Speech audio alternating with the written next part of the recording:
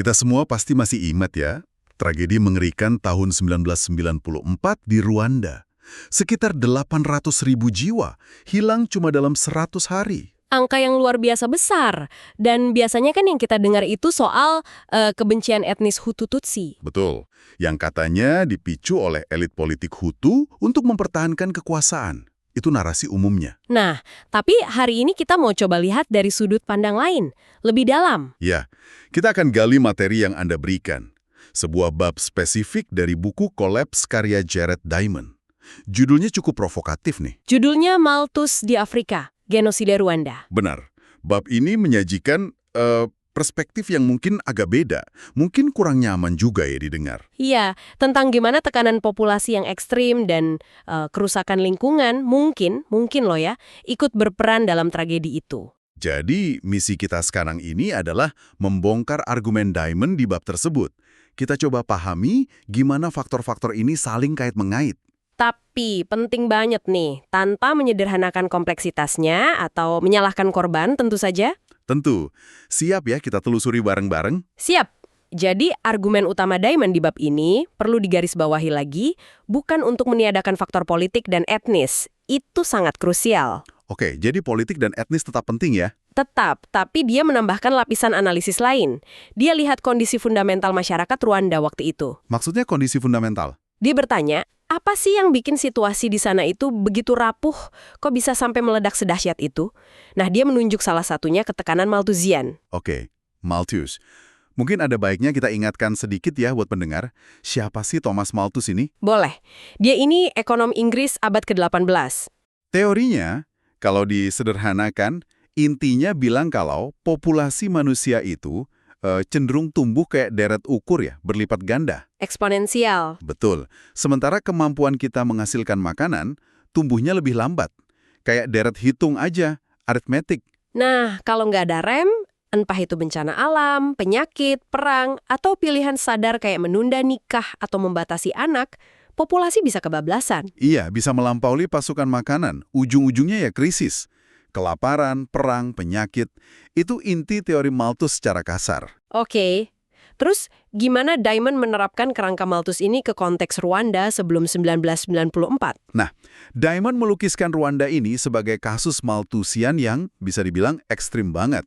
Sebelum 94 itu, Rwanda adalah negara terpadat di Afrika. Terpadat ya? Iya, populasinya meledak. Naik 3 kali lipat hanya dalam waktu sekitar 40 tahunan. Coba Anda bayangkan dampaknya ke lahan pertanian. Pasti menyusut drastis ya lahannya. Drastis banget. Rata-rata lahan per keluarga di pertengahan tahun 80-an itu tinggal sekitar 1 ekar. Mungkin kurang sedikit malah. 1 ekar itu kan sekitar 0,4 hektar ya. Kecil banget itu untuk hidup satu keluarga. Kecil sekali, gak cukup sebenarnya. Ini yang Diamond sebut sebagai dilema Malthusian yang nyata di Rwanda. Tapi apakah produksi pangannya sama sekali nggak meningkat? Kan teknologi pertanian mungkin berkembang. Nah, ini menarik. Produksi pangan totalnya memang sempat naik antara tahun 60-an sampai awal 80-an. Ada peningkatan. Sempat naik. Sempat. Tapi masalahnya jumlah orangnya nambahnya jauh lebih cepat dari peningkatan produksi itu. Oke. Jadi kalau dibagi per kepala? Betul. Kalau dihitung per kapita, jumlah makanan yang tersedia buat tiap orang malah turun lagi, kembali ke level tahun 1960-an. Wah, jadi kemajuan produksinya kemakan sama pertumbuhan penduduk ya? Persis seperti yang Malthus khawatirkan. Situasinya genting berarti. Genting. Ada tekanan nyata soal perut dan lahan, itu jelas. Oke. Tapi kan narasi yang umum kita dengar tetap soal politik dan etnis ya. Elit Hutu yang memanipulasi massa. Diamond nggak menyangkal ini kan? Sama sekali enggak. Dia justru menegaskan kalau manipulasi politik oleh kelompok ekstremis Hutu itu fakta penting, nggak bisa diabaikan. Tapi dia menambahkan kerumitan lain gitu ya? Iya, dia menunjukkan ada hal-hal lain yang bikin narasi Hutu versus Tutsi saja itu rasanya kurang lengkap, nggak cukup untuk menjelaskan semuanya. Misalnya apa tuh? Misalnya, kenapa minoritas Twa atau Pygmy yang jumlahnya cuma 1% populasi dan jelas bukan ancaman politik atau militer, kok ikut dibantai juga? Iya juga ya. Terus ada fakta persaingan antar faksi Hutu sendiri, malah ada dugaan kuat. Yang nembak jatuh pesawat Presiden Habyarimana, dia kan Hutu, itu justru faksi Hutu saingannya. Bukan pemberontak RPF, pimpinan Tutsi seperti yang langsung dituduhkan saat itu. Wah, ini kompleks ya ternyata dinamika internalnya. Kompleks banget. Dan lagi, hubungan Hutu dan Tutsi di level masyarakat biasa itu kan sebenarnya abu-abu ya, nggak hitam putih. Betul. Materi Anda menyebut mereka itu berbagi banyak hal ya. Bahasa, budaya, tinggal di desa yang sama, gereja sekolah. Bahkan seringkali menikang silang. Katanya sekitar 1/4 populasi Rwanda itu punya darah campuran Hutu-Tutsi. Secara fisik pun katanya sering sulit dibedakan. Iya, nggak selalu jelas bedanya. Nah, ini yang bikin merinding sekaligus jadi pertanyaan besar. Kok bisa tetangga bunuh tetangga? Teman kerja bunuh teman kerja? Sampai ada kasus Hutu yang melindungi beberapa kerabat Tutsi, tapi membunuh Tutsi yang lain. Gimana kekejaman massal seperti itu bisa terjadi di tengah hubungan sosial yang kelihatannya begitu terjalin erat? Pertanyaan kunci itu. Menurut argumen Diamond di bab ini, kompleksitas itulah yang justru menunjukkan adanya bara dalam sekam. Ada tekanan mendasar yang lebih dalam. Lebih dalam dari sekedar kebencian etnis yang baru muncul gitu. Betul. Tekanan mendasar ini mah yang membuat masyarakat jadi sangat rentan untuk dimanipulasi oleh para ekstremis. Jadi bukan kebencian yang tiba-tiba meledak, tapi ada kondisi yang bikin ledakan itu mungkin terjadi ya? Persis. Ibaratnya tanahnya udah kering kerontang. Begitu ada percikan api, langsung kebakar hebat. Nah, Diamond berpendapat salah satu faktor kekelingan itu adalah kondisi lingkungan dan tekanan sumber daya yang parah banget. Oke, mari kita lihat kondisi lingkungannya kalau gitu. Gambaran di materi Anda ini cukup bikin ngeri sih. Iya kan? Dikatakan seluruh negeri tampak seperti taman dan kebun pisang. Tapi bukan karena indah ya maksudnya. Bukan, tapi karena setiap jengkal tanah yang mungkin bisa ditanami, itu udah dipakai. Udah nggak ada lahan kosong lagi. Sampai lereng-lereng bukit yang curam pun ditanami ya. Sampai ke puncaknya. Dan seringkali, ini masalahnya, tanpa teknik konservasi tanah yang benar. Nggak ada terasering, atau membajaknya nggak ngikutin kontur tanah. Bajaknya lurus naik turun gitu ya. Iya, banyak yang begitu. Akibatnya bisa ditebak kan? Erosi besar-besaran. Tanah suburnya hanyut semua ya. Hanyut terbawa hujan. Ada kutipan di buku itu, seorang petani Rwanda bilang, pagi-pagi ladang kami bisa hilang, tanah suburnya hanyut semalam. Sungai-sungai jadi coklat keruh, penuh lumpur. Ya ampun, ditambah lagi masalah deforestasi yang katanya juga parah. Parah banget. Hutan ditebang abis buat lahan tani baru. Juga buat kayu bakar. Kebutuhan energi kan tinggi juga. Apa dampaknya itu, deforestasi masif? Banyak dampaknya. Mata air jadi pada kering, terus pola hujan jadi gak menentu. Kadang banjir bandang, kadang kekeringan parah. Bikin makin susah ya pertaniannya. Makin susah. Puncaknya itu di akhir 1980-an, kelaparan mulai muncul lagi di beberapa daerah. Diperparah lagi sama kekeringan tahun 1989. Kekeringan itu karena apa katanya? Menurut Diamond, kemungkinan kombinasi. Ada faktor perubahan iklim regional atau global, tapi diperparah juga sama efek lokal dari penggundulan hutan di Rwanda sendiri. Jadi saling terkait. Jadi ini bukan sekedar latar belakang ya, tapi krisis ekologi yang aktif merusak kehidupan. Betul. Ini bukan lagi teori Malthus yang abstrak di atas kertas. Ini kondisi nyata. Lahan makin sempit, tanahnya rusak, air makin susah. Kelaparan mulai mengancam lagi. Nyata banget tekanannya. Nah, gimana tekanan ini dirasakan di tingkat akar rumput, di desa-desa? Materi Anda kan menyoroti studi kasus spesifik ya, di desa Kanama. Apa temuannya di sana? Iya, studi oleh Catherine Andre dan John Philip Plato di desa Kanama ini penting banget. Studi ini kasih gambaran mikro yang sangat jelas tentang dampak tekanan tadi. Mereka meneliti sebelum genosida ya? Iya, sebelum genosida. Dan mereka menemukan kondisi yang persis mencerminkan tekanan Malthusian yang kita bahas. Pertama, fragmentasi lahan yang parah banget. Separah apa? Yaitu tadi, rata-rata cuma 1 akre per keluarga. Banyak yang jauh lebih kecil dari itu. Akibatnya, anak-anak muda yang mewarisi tanah dari orang tuanya dapatnya cuma secuil-secuil. Gak cukup buat hidup layak. Terus gimana dampaknya ke hubungan sosial di desa itu? Pasti ada gesekan kan? Pasti, kesenjangan sosial jadi makin lebar. Ada kelompok yang relatif mapan, biasanya keluarga yang lebih tua, lahannya masih agak luasan, atau punya akses ke pendapatan non-pertanian. Oke.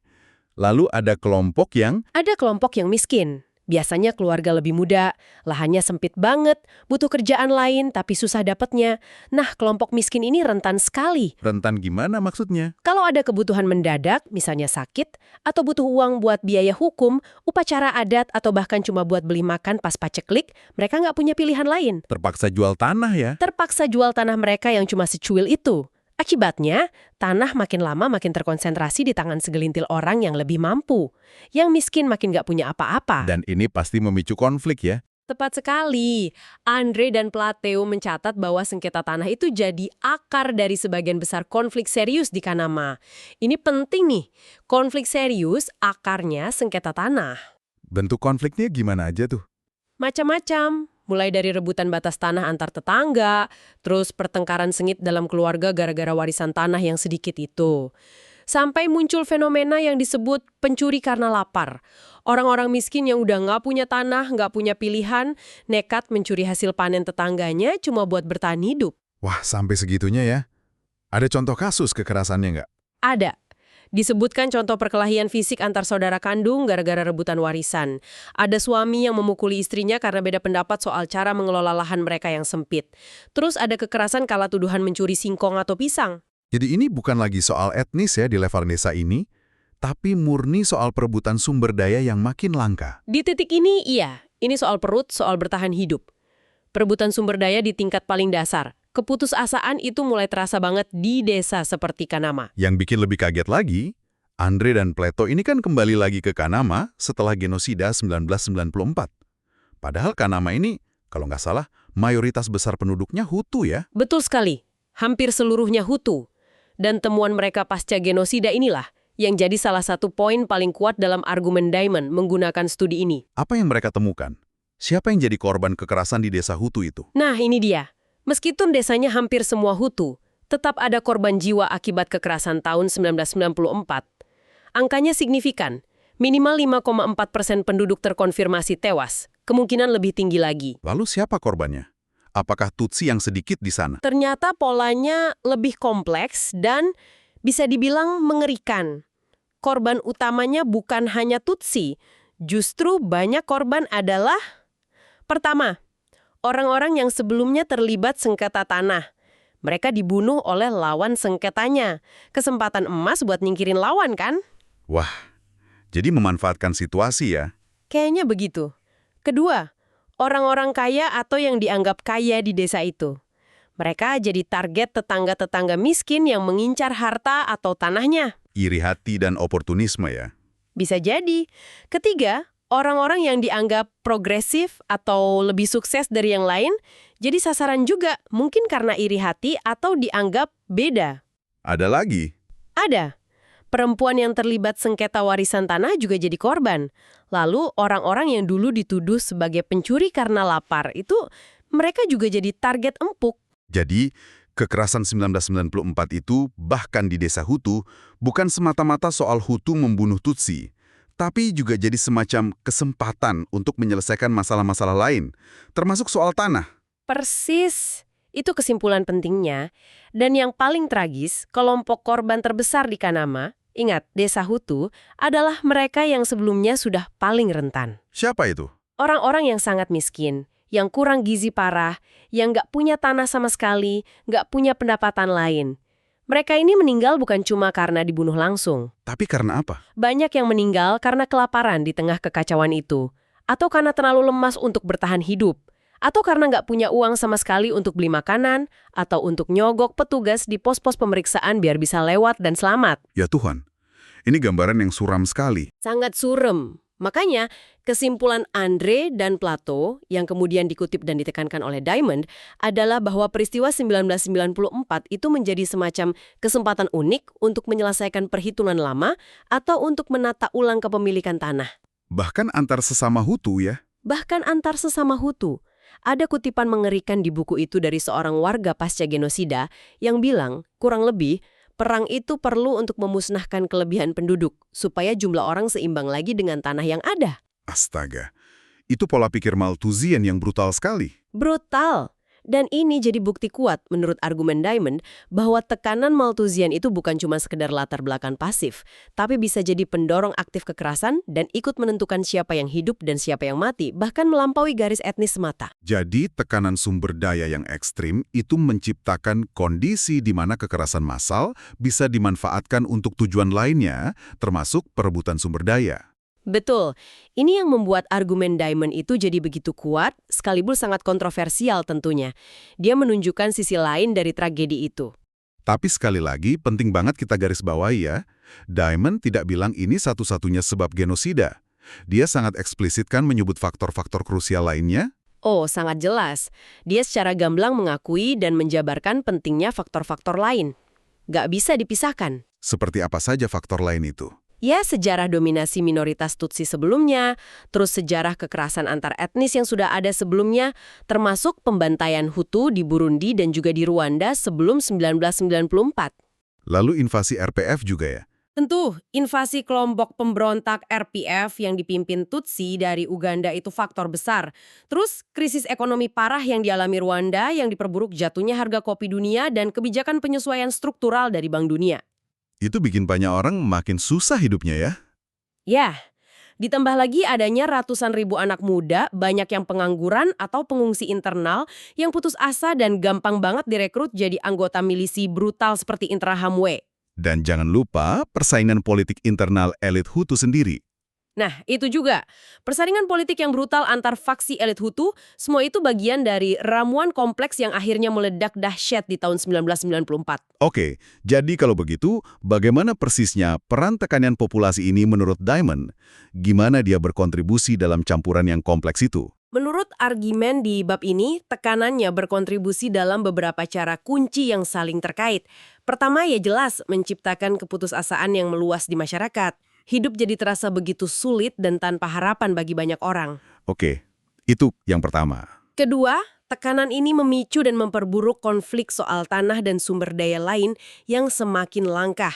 Perebutan jadi makin sengit, makin keras. Lalu yang ketiga? Ketiga, menyediakan semacam bahan baku manusia untuk kekerasan, yaitu banyaknya pemuda pengangguran tanpa masa depan yang frustrasi dan mudah direkrut, dimobilisasi, jadi alat kekerasan oleh milisi dan politisi ekstrim. Dan yang keempat, ini yang krusial mungkin ya? Iya, ini mungkin yang paling krusial dalam kaitannya dengan manipulasi politik. Tekanan Malthusian ini membuat masyarakat jadi lebih lapar atau lebih mudah menerima adanya kambing hitam. Maksudnya gimana tuh? Ketika hidup begitu sulit karena alasan yang sebenarnya kompleks, kayak lahan sempit, tanah rusak, populasi padat, lebih gampang kalau ada pihak yang bisa disalahkan secara sederhana. Nah, propaganda ekstremis Hutu mengarahkan semua kesalahan itu ke kelompok Tutsi. Jadi tekanan Malthusian membuat propaganda itu lebih mudah masuk dan diterima oleh masyarakat yang sudah putus asa. Betul. Membuat masyarakat lebih rentan terhadap hasutan. Jadi tekanan Malthusian ini, menurut Diamond, adalah salah satu faktor penting dalam campuran kompleks yang meledak jadi genosida itu. Bukan satu-satunya, tapi kontribusinya signifikan. Oke, jadi kalau kita coba rangkum nih penelusuran kita dari materi Anda hari ini. Genosida Rwanda, yang jelas dipicu oleh manipulasi politik keji dan kebencian etnis yang dihembuskan, terjadi di atas fondasi masyarakat yang udah rapuh banget. Rapuh karena apa? Rapuh karena tekanan populasi yang ekstrim, kelangkaan tanah yang parah, dan kerusakan lingkungan yang nyata.